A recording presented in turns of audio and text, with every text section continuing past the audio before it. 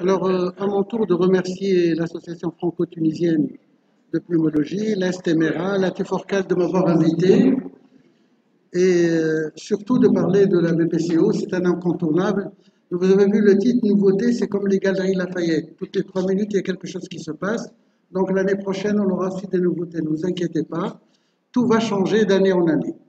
Donc vous avez cette belle image d'Hammamet, ça c'est la plage classique près du fort espagnol que je vous recommande de visiter avec les barques de pêche. Alors je vais faire un préambule introductif et dans son préambule introductif est indispensable pour que je puisse présenter les nouveautés. Vous avez vu les bouteilles de Coca-Cola qui sont placées comme ça. Alors ça, on est parti du médicament Coca-Cola comme antalgique pour arriver à une boisson universellement consommée et qui est devenue un standard du rafraîchissement. Eh bien, la BPCO n'a pas du tout dérogé à cette règle parce qu'elle suit exactement la même marge darwinienne, puisqu'on a commencé au départ par une observation de symptômes sur les quais londoniens. Les épidémiologistes l'ont ramené à 3 mois et 2 fois par an d'expectoration et de tout. Et puis on a eu par la suite le côté fonctionnel qui a été mis en place avec le trouble obstructif. Et puis après, on a eu Madame Linried qui avait déterminé qu'il y avait des modifications sur le plan anatomopathologique de la membrane de l'épithélium bronchique.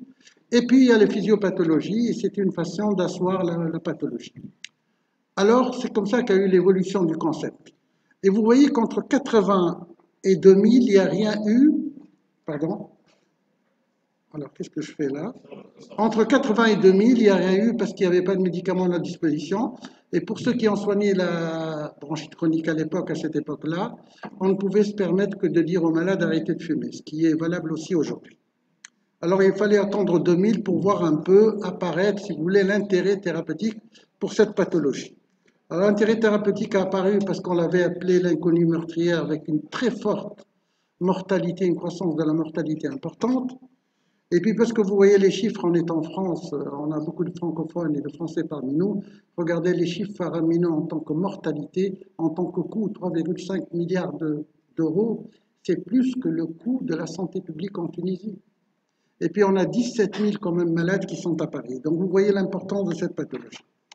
Et puis, pour mieux la comprendre, on a mis en place justement cette physiopathologie. Dans la physiopathologie, un élément important, c'était le tabac.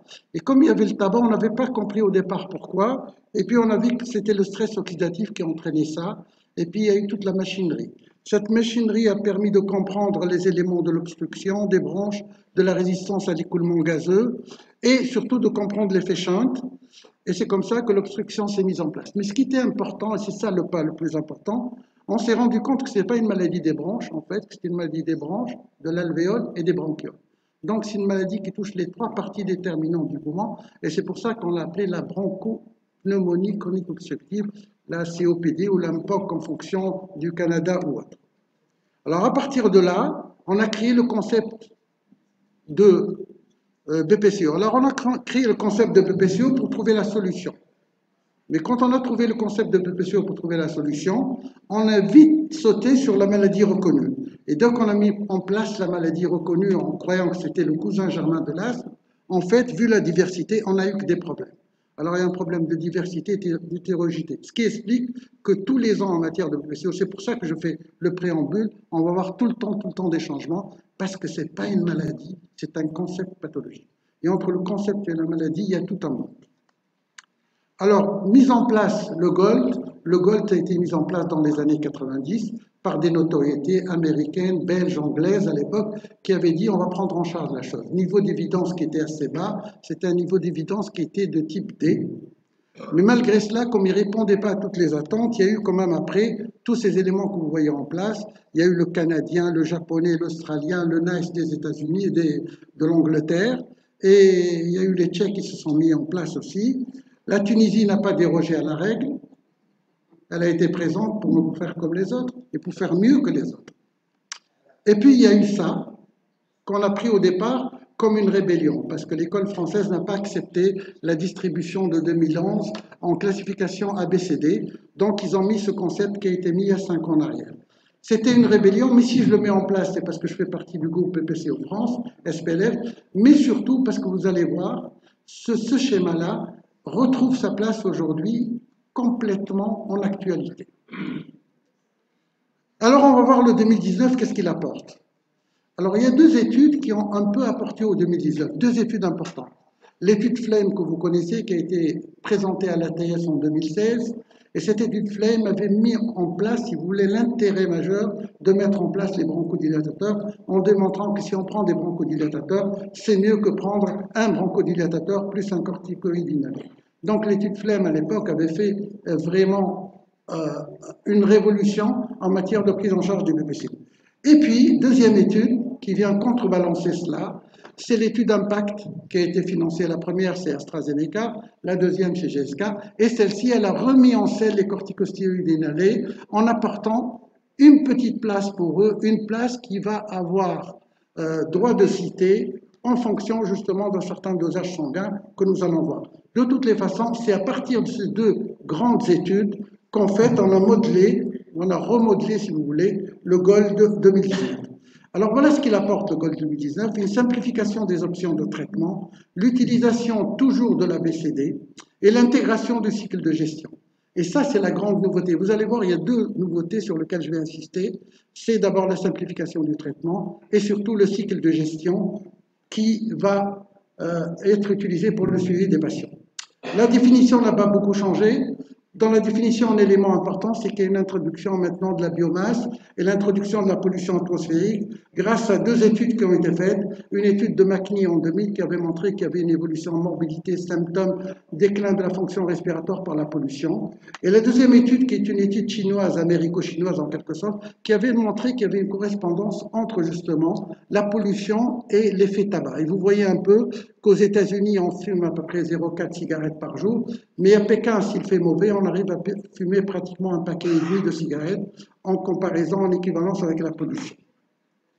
Alors, ce qui est important aussi dans ce GOLD 2009, c'est qu'il a apporté un graphisme qui nous permet de mieux voir les choses. Vous voyez ici, vous avez en haut l'étiologie où ils introduisent justement ce phénomène de pollution, et puis vous avez la physiopathologie, et puis vous avez les symptômes de deux côtés, c'est-à-dire dyspnée et exacerbation, qui sont les piliers maintenant du raisonnement qu'on doit porter devant un patient qui vient vous consulter pour BPC.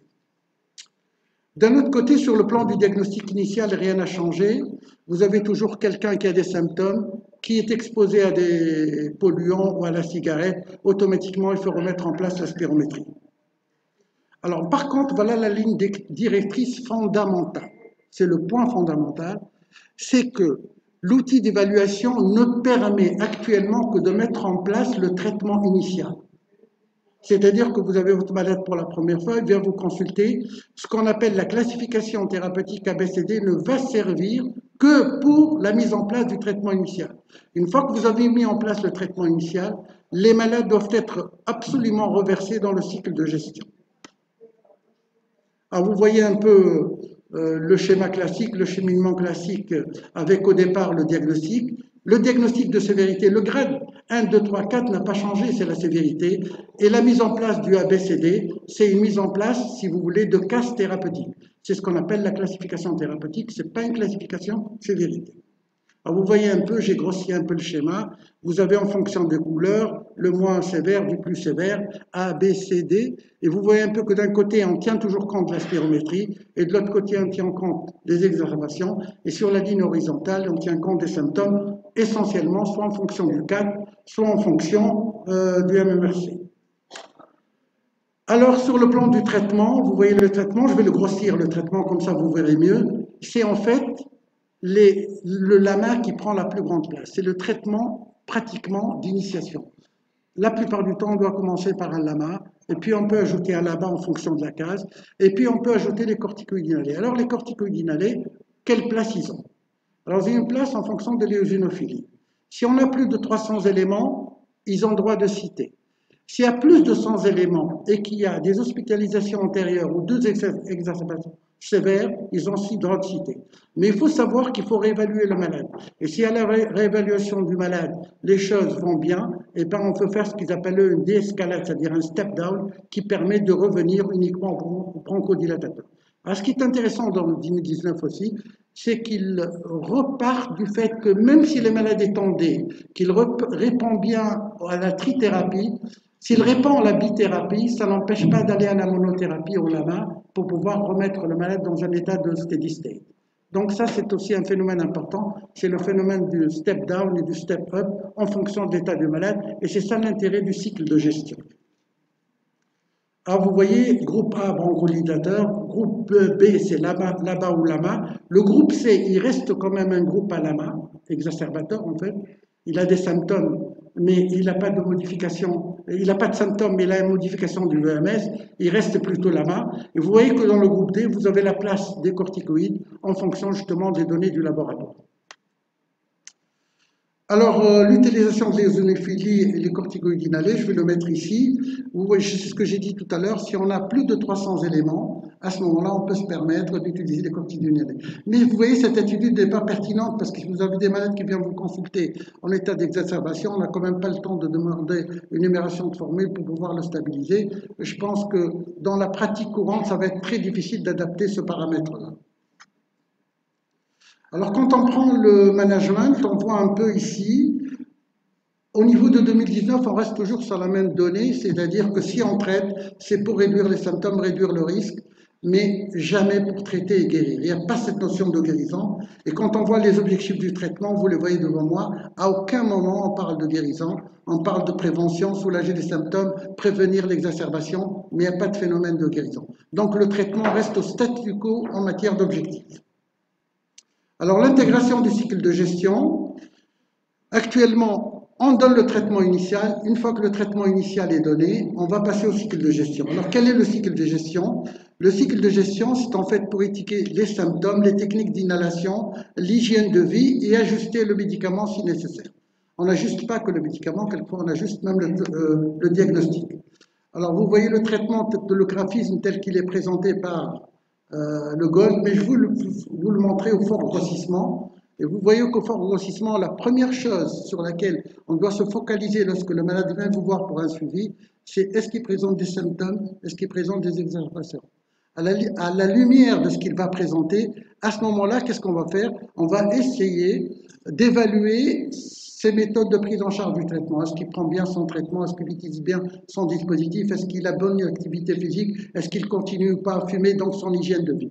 On va s'intéresser à ce phénomène-là. Une fois qu'on s'est intéressé à ce phénomène-là, eh ben, on va soit vers l'escalade, c'est-à-dire le step-up, on va augmenter le traitement ajouté, soit on va aller vers le bas, diminuer le traitement. Entre-temps, ce qui est aussi possible de faire, c'est changer le device si ça ne s'accorde pas au dispositif ou changer la molécule parce qu'on estime qu'il n'a pas une bonne réponse à ce type de molécule. Alors, voilà les recommandations telles que je les ai traduites. Si le traitement actuel d'un patient atteint ses objectifs, aucun changement de traitement n'est recommandé pendant l'évolution. Si le traitement n'est pas optimisé, envisagez des modifications thérapeutiques basées sur des algorithmes distincts pour la dyspnée et l'exacerbation. Je vais vous les montrer. Si le patient présente à la fois une dyspnée et une exacerbation, il faut aller plus du côté exacerbation que du côté dyspnée. Donc c'est très clair. Et vous avez là les algorithmes que vous voyez ici. Je vais les mettre en fort grossissement. Vous voyez qu'en fort grossissement, qu'est-ce qu'on a? On retrouve toujours le cheminement là-bas ou là-bas, des deux côtés d'ailleurs, avec plus une option de corticothérapie inhalée vers le côté exacerbateur que de corticothérapie inhalée vers le côté dyspnéique. Alors vous avez ces deux astérisques qui veulent dire quoi? Qu'on peut revenir si la corticothérapie peut donner un effet de pneumonie, si la corticothérapie n'est pas tolérée ou si la corticothérapie ne donne rien du tout sur le plan thérapeutique. Alors d'un autre côté, vous voyez qu'il y a deux places pour deux produits, le roflumilast pour les malades qui ont un CAC supérieur à 20, et puis d'un autre côté, on peut donner aussi l'azithromycine, les macrolides, et pour les macrolides, là, mon ami Béchir Louzir a fait une grosse étude dessus. Il nous avait bien expliqué qu'en étude séquentielle, comme en étude prise quotidienne, il n'y avait pas encore actuellement un renfort, si vous voulez, sur le plan démonstratif pour pouvoir leur accorder un grand crédit. Alors pourquoi j'ai repris encore une fois le schéma de la SPLF? 6 ans avant, la SPLF avait déjà présenté le cycle de gestion et la manière de traiter le traitement, mais on n'écoute souvent que les anglo-saxons, on n'écoute pas bien les gens d'ailleurs. Donc il a fallu 6 ans pour qu'on revienne, regarder un peu ce que dit la SPLF, et bien on évalue systématiquement. Donc elle avait déjà prévu le cycle de gestion dans le schéma, qui est un schéma très facile d'ailleurs, qui part des lamas aussi ou des lamas pour arriver à la corticothérapie inhalée et même à autre chose. Et puis d'un autre côté, vous voyez que la dyspnée est de ce côté-là et l'exacerbation est de l'autre. Donc, si vous voulez, en quelque sorte, il y avait déjà une vision futuriste qui actuellement devient une vision actuelle. Alors, pour ma part, j'ai bien aimé ce schéma que je vous montre, que j'ai trouvé dans la littérature. Vous voyez un peu qu'en fait, quand on dit A, B, C, D, en fait, regardez, le GOLD, c'est C3, c'est-à-dire qu'il y a des cases. En fait, les malades ne sont pas standardisés dans leur gaz. Qu'un B peut être un D1. Qu'un D, ça peut être un D3, D2, D3. Donc c'est pour ça que l'ajustement des malades est important. Le schéma est bon, celui-là, il vous dit, si le malade est des exacerbateurs, c'est le schéma de la corticothérapie inhalée. Si le malade est dyspnéique, c'est le schéma des bronchodilatateurs. Je pense que ce schéma-là me paraît assez cohérent pour la pratique quotidienne. Alors le traitement non pharmacologique, je ne vais pas y insister, vous le connaissez. Le problème de la gazométrie, ils insistent pour le problème d'oxygénothérapie à domicile, sauf qu'ils disent que pour l'oxygénothérapie à domicile, il faudrait réajuster les malades pour voir s'ils en ont besoin ou pas. Alors qu'assez souvent, quand on met les malades sous oxygène, on ne les lâche jamais, on les laisse tout le temps. La prise en charge des exacerbations, l'objectif en fait, c'est de minimiser les effets et surtout de diminuer les effets qui sont à venir. Alors là, j'ai mis en rouge la place des corticoïdes inhalés. Les corticostéroïdes systémiques peuvent améliorer la fonction pulmonaire, l'oxygénation et réduire le temps, mais leur durée, c'est 5 à 7 jours. C'est le même cas de l'antibiothérapie. Alors pour l'antibiothérapie, ils se basent un peu sur la CRP. Ils le disent pas, mais ils le disent un peu de façon pas très claire. Mais si on a une CRP en fait supérieure à 40, une purulence abondante, l'antibiothérapie à sa place. Et vous voyez encore, c'est 5 à 7 jours, pas plus. Alors, les méthylxanthine, la théophylline, pour eux, n'a aucune place dans le traitement des exacerbations. Alors, voilà ce qu'ils disent en fonction des degrés. Si vous avez une exacerbation légère, c'est SABA ou SAMA. En plus, hein, je dis bien en plus du traitement de base. Si elle est modérée, c'est traité avec les SABA, plus antibiotiques, plus corticothérapie orale. Si elle est sévère, c'est prise en charge aux urgences ou dans un centre de soins ou dans un centre de pneumologie spécialisé dans ces formes-là. Là, je voulais vous montrer ce que présente la SPLF. Ça, vous pouvez le trouver. Moi, ce que j'aime bien, c'est que c'est 8 ans pour la purulence. Vous avez des schémas qui sont très, très simples. Pour la VNI, ils font exactement la même chose. Et ce que j'ai bien aimé dans la VNI, c'est qu'ils disent à quel moment vous pouvez prendre votre malade en VNI pneumologique et à quel moment vous pouvez prendre votre malade en VNI de réanimation. Et ça, c'est très important pour nous. À quel moment le pneumologue peut céder, si vous voulez, en quelque sorte la main à un réanimateur. Maintenant, pour l'approche stratégique de demain, je vais vous montrer une chose. Pour la médecine de précision, pour faire plaisir à Hedia, je pense que tu vas intervenir la prochaine fois pour nous parler de l'approche thérapeutique de demain avec justement cette biothérapie, cette thérapie ciblée. Donc, ça va un peu changer. Alors, ce qui va être vraiment très récent, et c'est là que je pose la question aux fonctionnalistes, avec l'apparition du Z-score, et maintenant que le 80% prédit va être obsolète, maintenant que le rapport VMS sur CV va être obsolète, et qu'on va se baser sur uniquement le Z-score, la question que je me pose, comment allons-nous définir la BPCO en matière de fonctionnel l'année prochaine ou l'année d'avant? Parce qu'il est admis avec le GLI actuellement, et vous savez, vos appareils sont tous équipés depuis 2012 de Z-score. Alors maintenant, le Z-score prend une place monumentale. Que faut-il faire? Et je pense que le GOLD est en train de mettre en place une nouvelle définition qui va tenir plus en compte du Z-score que du VMS sur CV. Alors la conclusion, les directives, c'est de mettre le traitement initial et d'utiliser le cycle de gestion pour le suivi. Les autres directives pour dire que rien n'a changé sur le plan aussi bien du diagnostic que du cheminement de la prise en charge. Et puis le dernier élément, c'est la pertinence justement de l'ésonophilie à 300 éléments. Est-ce que c'est vraiment pertinent dans la pratique d'aller chercher ce chiffre-là pour mettre les malades sous corticostéroïdes inhalés? Et je pense que je dois conclure en pensant que la lutte contre le tabagisme et la pollution reste la meilleure arme. Voilà, je vous remercie.